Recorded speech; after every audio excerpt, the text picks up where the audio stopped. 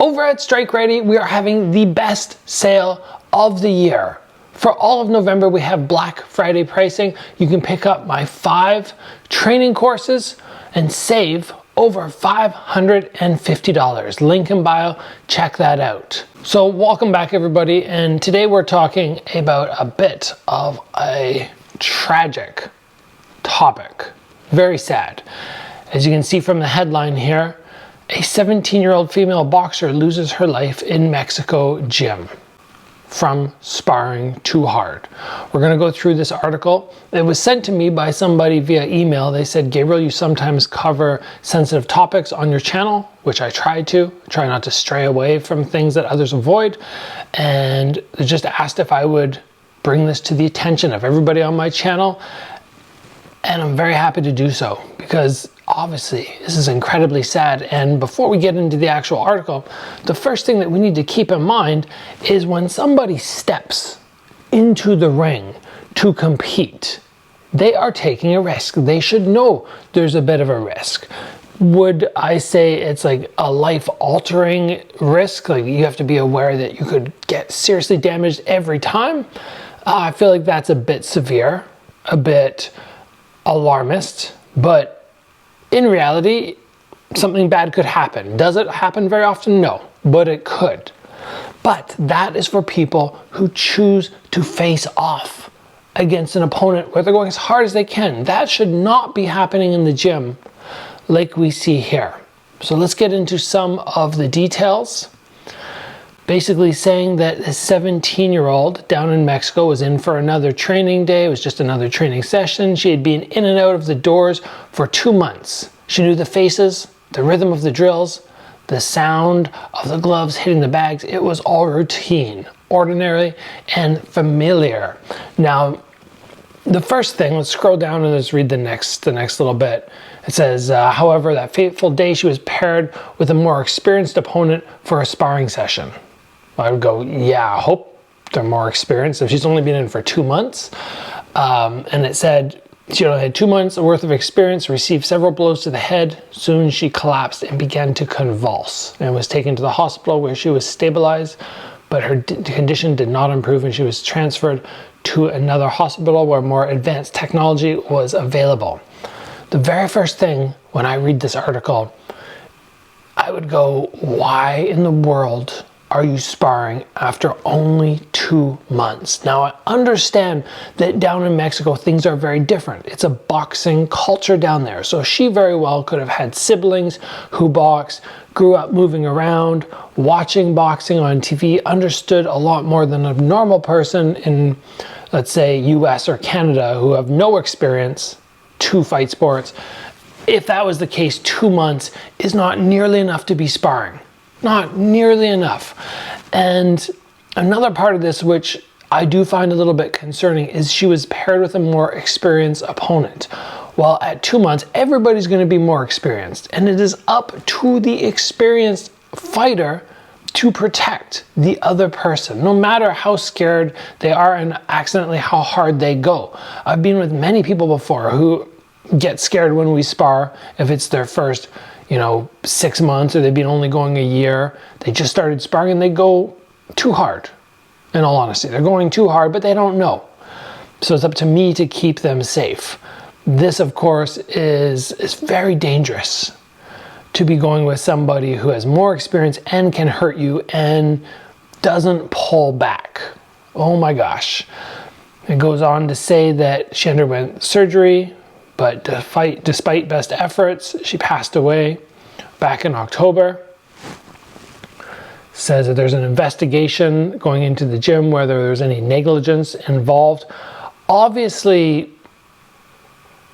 in my opinion, there would be negligence, but that's just my opinion in the fact that if I had people sparring, whenever I have people sparring, I have eyes on them. If there's any tempo that starts to get dangerous to me, I'm calling for them to lighten up. Mexico is very different. Entirely different sparring culture than we have here. How do I know this? My brother spent 6 months down there boxing. Every day in the gym, said they spar like it's a fight. And he came back and man, he got good, but it was dangerous. sparring there that hard all the time, and it does not need to be done that hard. The article goes on to say, combat sports has long sparked debates over safety and risk. While the UFC has often been criticized as human cockfighting, it is boxing that has historically claimed the most lives. Why would that be? Why, in this world of people watching UFC and going, it is so barbaric, it's so dangerous, why is that not the sport that creates the most damage to the head? Very simple. MMA has groundwork. There's the jiu-jitsu, the wrestling. Usually not going to be head impact there. It has striking the leg, striking the body, and in general, even if you are striking somebody from the ground, it's very hard to get that massive concussion force when you're on the ground doing this kind of stuff, as opposed to standing up where you can generate so much power upright on your 2 feet. So we need to be very aware, especially for the boxers out there, even the kickboxers, that yes, there's a lot of damage when the main target is the head, as opposed to MMA where they have so many other elements. The article then says there have been other tragedies in Japan, forced authorities to make amends. It doesn't really say too much else there. Yeah, just talking about other cases. It says coaches are under fire. After her passing, Mexico has increasingly become a powerhouse for producing world-class boxers like Canelo Alvarez, cementing their name on the global stage. This continues to inspire new generations. Of course it does. It does, right? Then there's a country like Mexico that does so well in boxing. There's so many people who want to achieve that fame like somebody like Alvarez has achieved, but it's all about the slow progression as you're starting early in your career. And while there's something to be said for getting in there and doing the hard rounds and developing, as I did a long time ago, in all honesty, I did hard rounds. I had adults who were not taking it easy on me when I was 16, 17, trying to KO me. And I was lucky that my skill set and the length of time I had been involved in martial arts carried me through those rounds. But for me to have that idea that I would go to the gym, spar with a 16-year-old and knock them out because I could, like, no, absolutely not. So we have to be very careful, and we have to recognize that yes, a massive amount of the damage in fight sports can come from being in the gym. If you are negligent, if coaches are negligent, or if you are not sparring the way you should be. What are the 2 okay ways to spar? In my mind, the 2 ways that we should be looking at sparring. Number 1, we have a more experienced sparring partner. When we have a more experienced sparring partner, as long as they give us the go-ahead as the less experienced person, we can go harder. I have said many times to somebody, look, you've been training for 2 years, try and knock me out. I'm okay with that. And because I say that, I also tell them I'm not going to hurt you.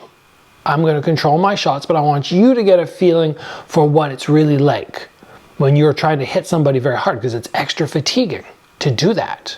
I'll sure throw a couple of harder shots down to the body or something like that just to make sure they have some element of respect for my shots, but I'm not going to clack them in the head.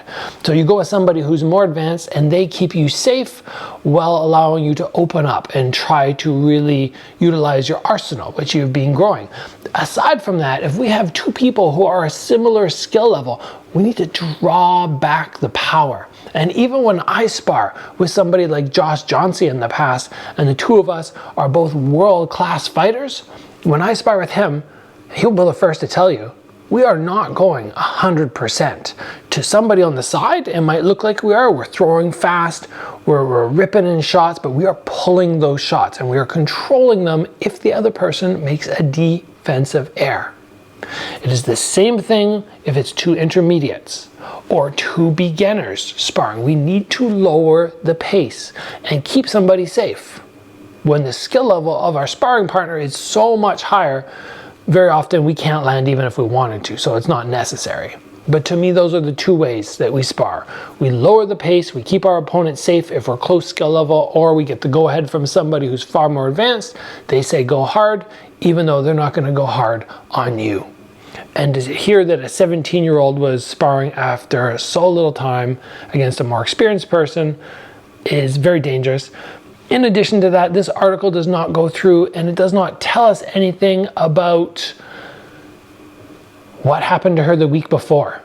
Did she spar the week before? Did she get damaged?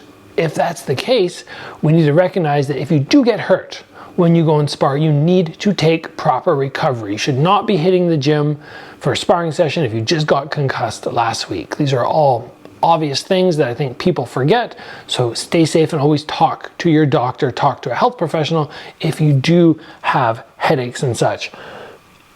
You should not be leaving the gym after sparring with headaches.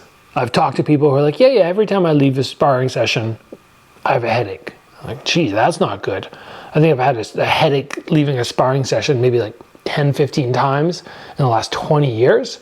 And it's not like a earth-shattering headache either. It's just a bit of a headache. It's just like, oh, okay, yeah, I can feel that a little bit, and it goes away in half an hour. And even that's not good, in all honesty. But we need to be very careful, and this is so sad.